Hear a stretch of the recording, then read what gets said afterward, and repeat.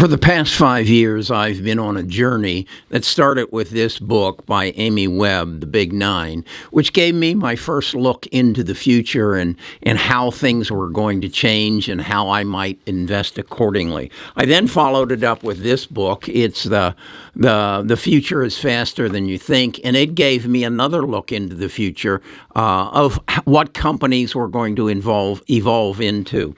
And then I got really deep into it, and that was the Code Breaker, and I explored genome sequencing and genome editing, and actually went down a path to invest in that didn't work out so good because I didn't recognize what had to happen to make this happen.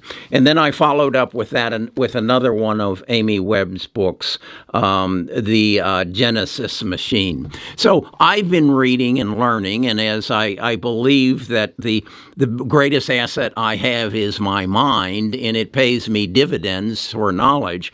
And then I saw a video just this past week with Jensen Huang of NVIDIA that I think I need to share with you so that you get a vision of where we're going into the future and where we should be investing. Take a look at this. Imagine, for all the people that are still new to artificial intelligence, we've figured out how to use a computer to understand the meaning, not the pattern, but the meaning of almost all digital knowledge. And anything you can digitize, we can understand the meaning. So let me give you an example.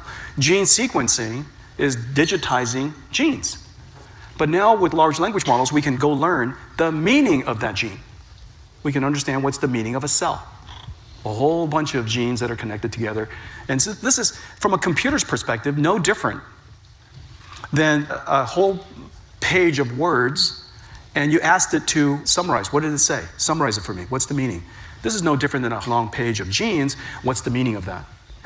Big, long page of proteins. What's the meaning of that?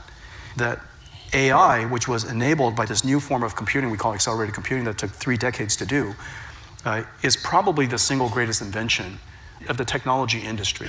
This will likely be the most important thing of the 21st century. The most important thing in the 21st century, that resonated with me because I believe this is the most important thing in the 21st century. And it was reestablished with me when I read this, that the world is going to find a way through genome sequencing and genome editing to take diseases out of our lives. And that's what I believe Jensen is talking about there.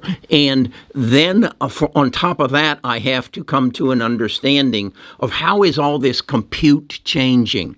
How is this data center sitting up in Huntsville, Alabama? How is that going to process all this data that is going to deal with all the cells in my body and all the proteins in the world that is going to make this Genesis machine possible? And so then it became even clearer to me of what Jensen is talking about when he took me to the next step. He took me from a chip that I imagine of about 1.5 inches by 1.5 inches to a chip that he says weighs 70 pounds and has 30,000 parts in it, and only 8 of them come from Taiwan Semiconductor. What is he talking about? Listen to this. As we say a chip, all of you in the audience probably, you imagine there's a chip kind of like, like this.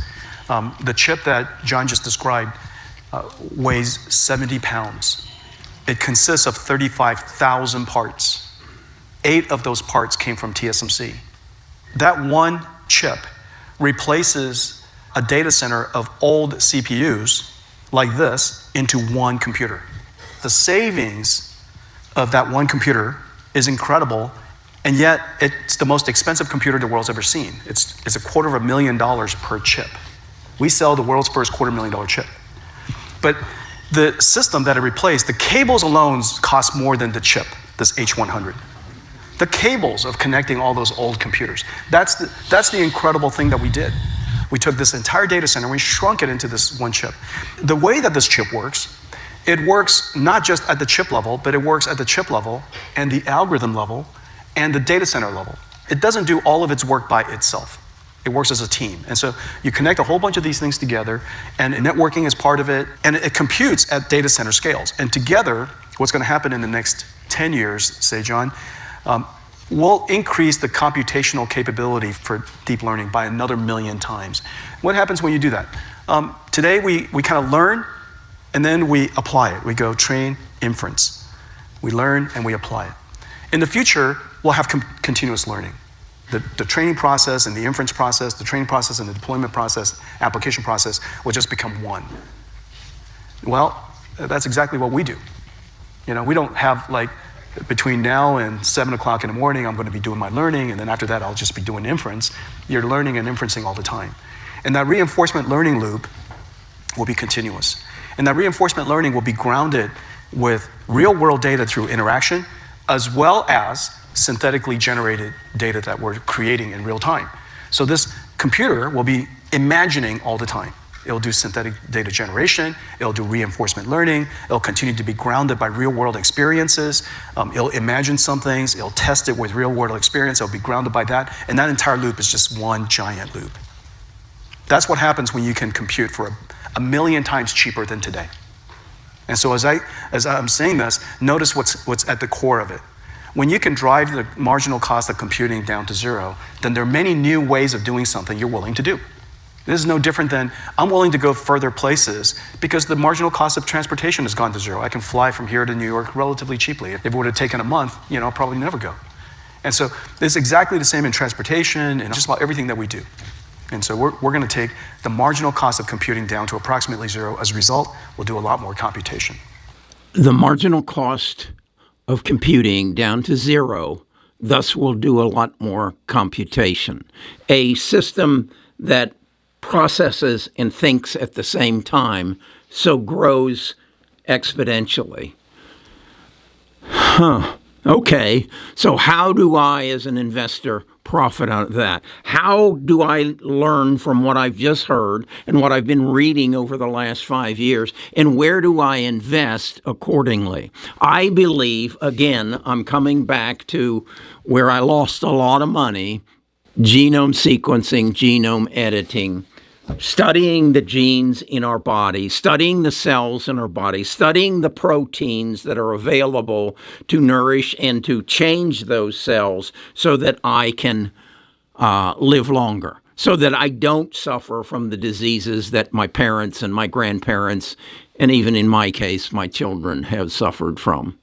So where do I invest? So what I do is I look for clues. I look for, when Jensen showed me that video there of the genomes and the cells and all that, I knew what he was talking about because I've heard him talk about the investment he's made in Regeneron, RX. But RX, as I've researched it, it's eaten money very, very rapidly. But do I follow Jensen or do I learn from Jensen? And who are the other companies that are in this drug discovery mode that is going to be empowered by GPUs, not little 1.5 inch by 1.5 inch, but these big dudes that weigh 70 pounds? How is that going to change the pharmaceutical world? And who are the key players? Well, I've been doing some research, and I've created about an 11-page white paper that I believe shows me who I need to be considering. I'm not ready to invest in them yet. I've got to see who's going to survive.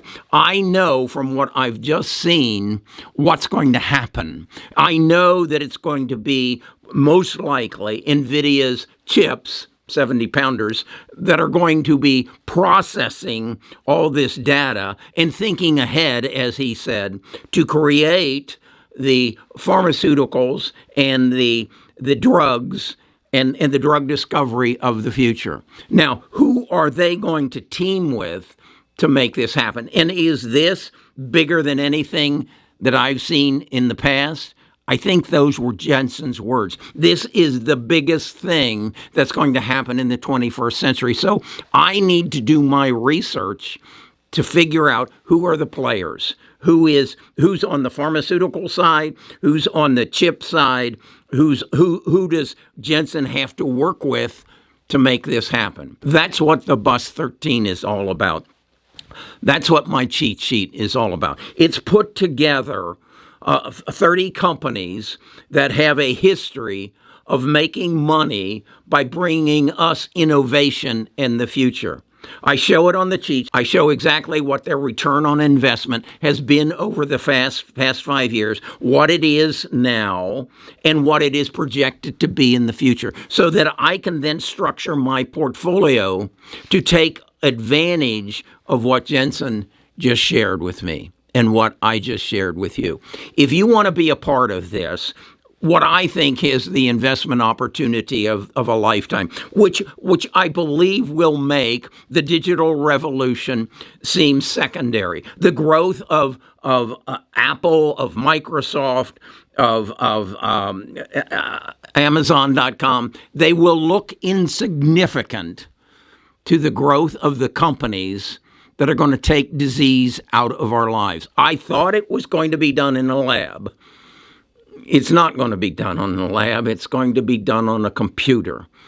And it's going to be done on a 70-pound chip that is, Jensen goes on to say, that will be upgraded every year. Now, it may take 10 years to get it through the Food and Drug Administration, but it's about to happen.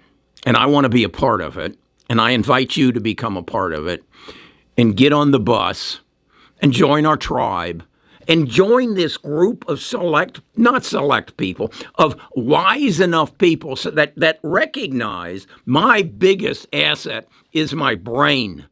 And if I can learn from reading, from studying, from gathering data that wasn't available to me 4 years ago, I can beat Wall Street. Because I'm nimble and because there's more of me than there is of them.